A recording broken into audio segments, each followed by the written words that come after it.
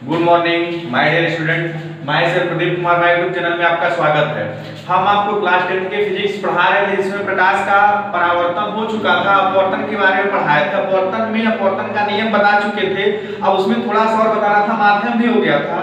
उसके आगे हम बढ़ेंगे तो देखेंगे कैसे प्रकाश में अपवर्तन होता है।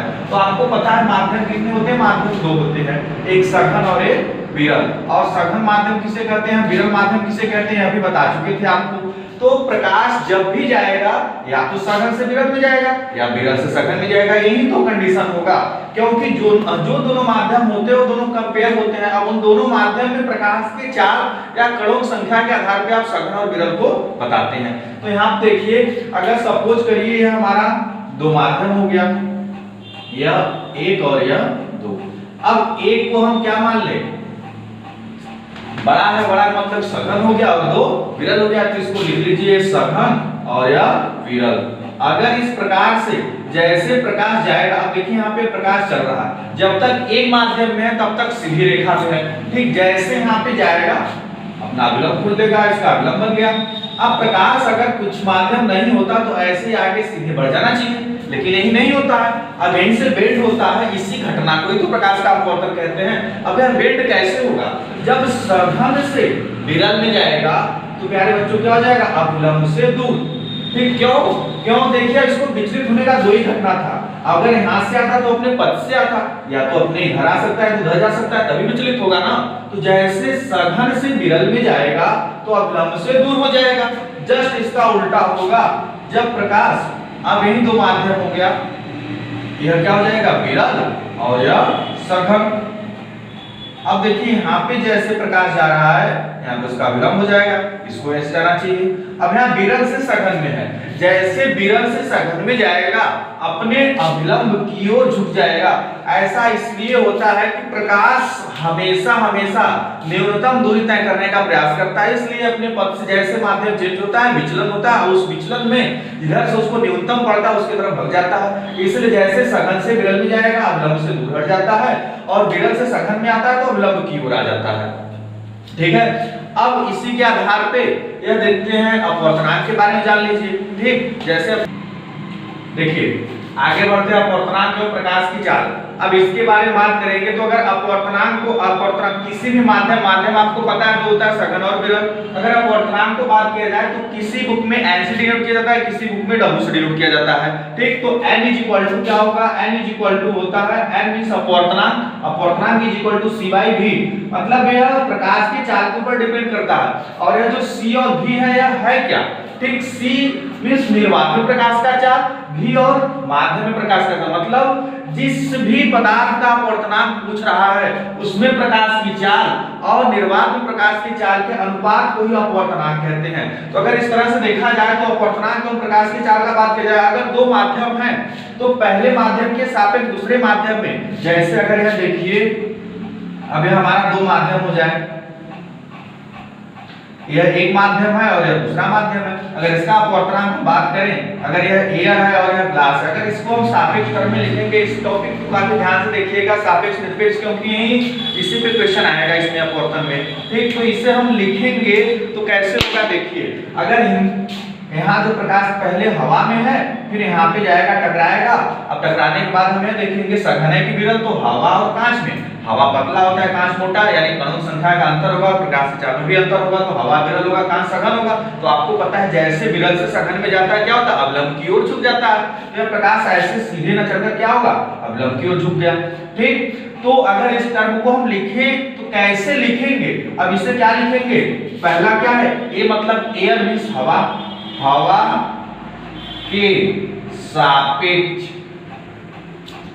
कांच का अपवर्तनांक, ठीक। तो इसे क्या लिख सकते हैं? हवा के सापेक्ष कांच का अपवर्तनांक। अब इसे साइंस के टर्म में आप कैसे लिखते हैं? इसी को शॉर्ट में क्या लिखा जाएगा? ANG, ठीक। A means air, N means अपवर्तनांक, G मींस कांच, मींस क्या हो जाएगा? ग्लास, ठीक। तो इसी तरह जो भी किसी को किस टर्म में लिखा जाएगा तो क्या होगा? ANG।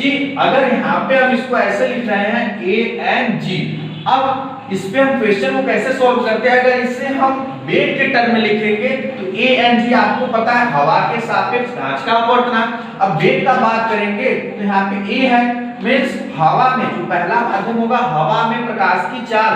अब इसे हम क्या लिखेंगे, हवा में प्रकाश की चाल बट्टे यह दूसरा क्या है कांच, तो क्या हो जाएगा कांच में प्रकाश की चाल।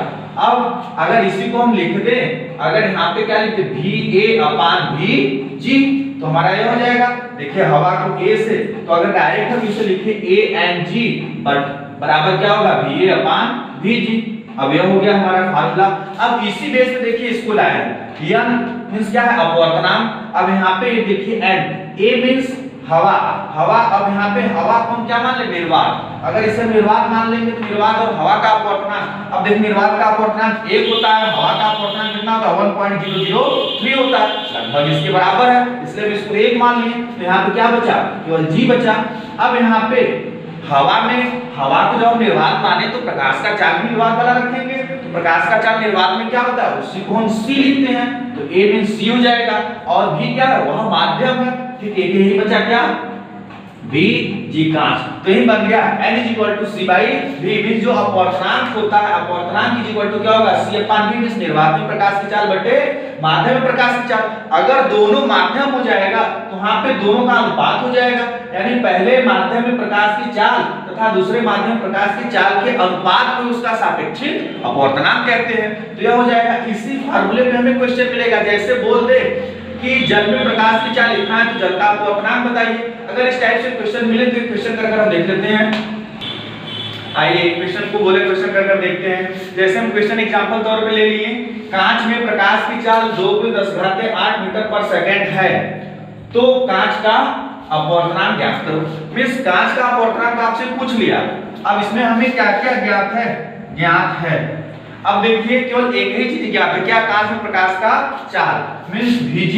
अब Vg बराबर क्या है, या वेग आपको पता है Vg बराबर है 2 × 10⁸ मीटर पर सेकंड। अब देखिए और दूसरा हमसे क्या पूछ रहा है, n की वैल्यू पूछ रहा है, Ng का वैल्यू पूछ रहा है। अब यहाँ पे अगर सिंपल फार्मूले में हम लिखें तो हम क्या लिख सकते हैं, n is equal to C by V, ये लिख सकते हैं। अगर इसी को दूसरे टर्म में लिखेंगे तो हम सापेक्ष निरपेक्ष में क्या लिखेंगे, ए एन जी अपान हम क्या लिखेंगे भी ए अपान भी जी, ये लिखेंगे। तो यह लिखिए बात एक ही है, लंबा प्रोसेस है, हवा के सापेक्ष केवल यहाँ पे कांच का अपवर्तनांक। अब जैसे हवा को हम निर्वात मान लेंगे तो ये दोनों निर्वात हो जाएगा, तो फिर वही कांच का बचेगा यहाँ भी, और वही टर्म यहाँ डायरेक्ट लिखा गया। जैसे भी आप लिख सकते हैं, देखकर भ्रमित क्वेश्चन ना होइएगा। अब देखिए यहाँ पे हम जैसे पुट करेंगे सी मींस क्या, निर्वात में प्रकाश की चाल, निर्वात में प्रकाश का चाल सबको पता है, निर्वात में प्रकाश का चाल क्या होता है, सी का वैल्यू 3 × 10⁸ मीटर पर सेकंड।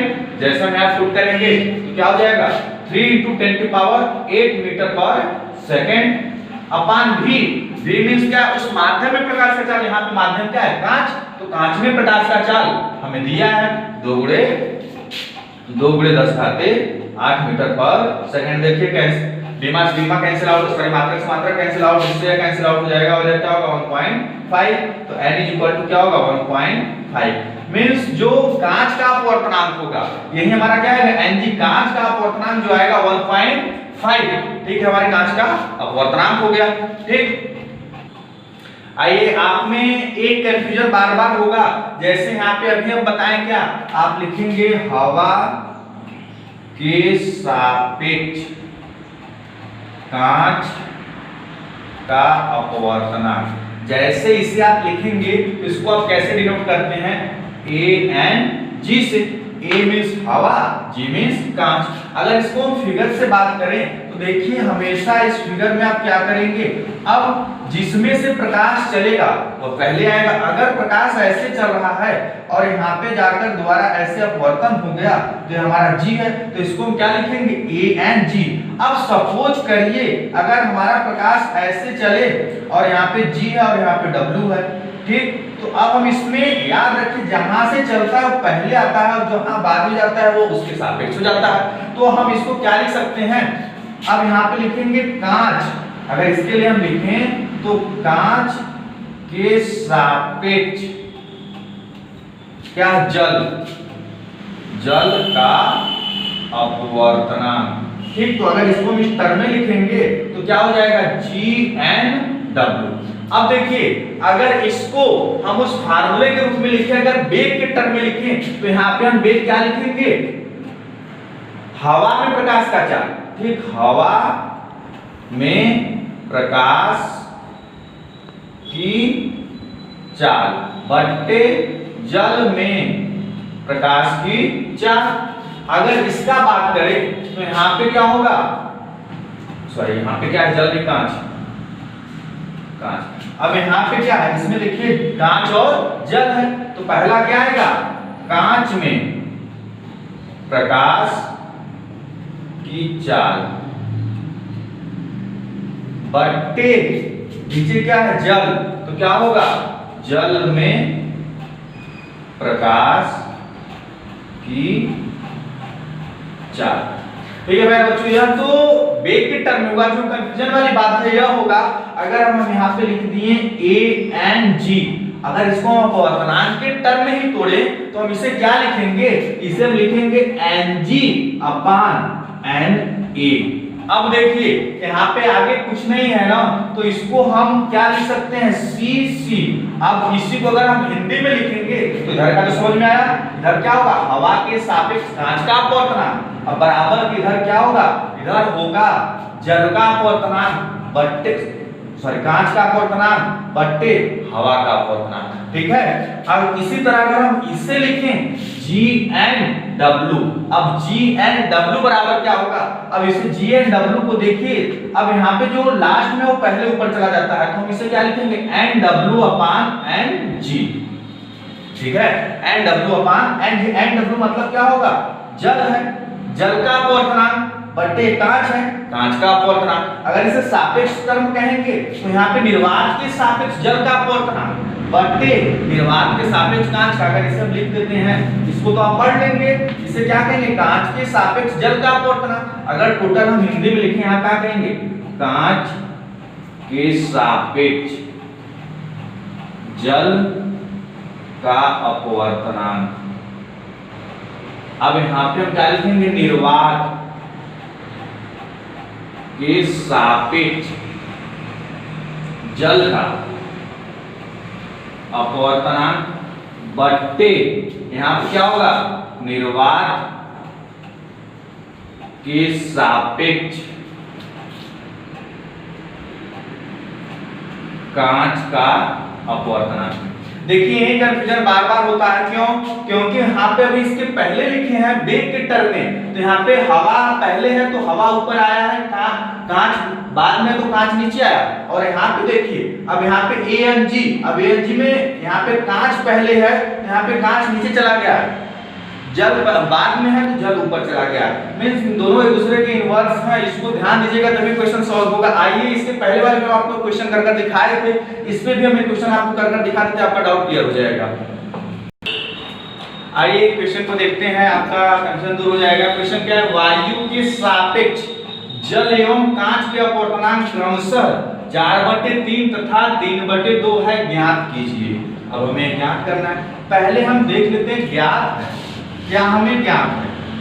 अब याद दिया है, क्या दिया, देखिए वायु के सापेक्ष किसी का अपवर्तनांक हम लिखते थे, अब वायु के सापेक्ष जल का, तो आप इसे क्या लिखेंगे ANG, वायु के सापेक्ष जल, यानी पहला दे दिया तो इसका पहला मान क्या है 4/3।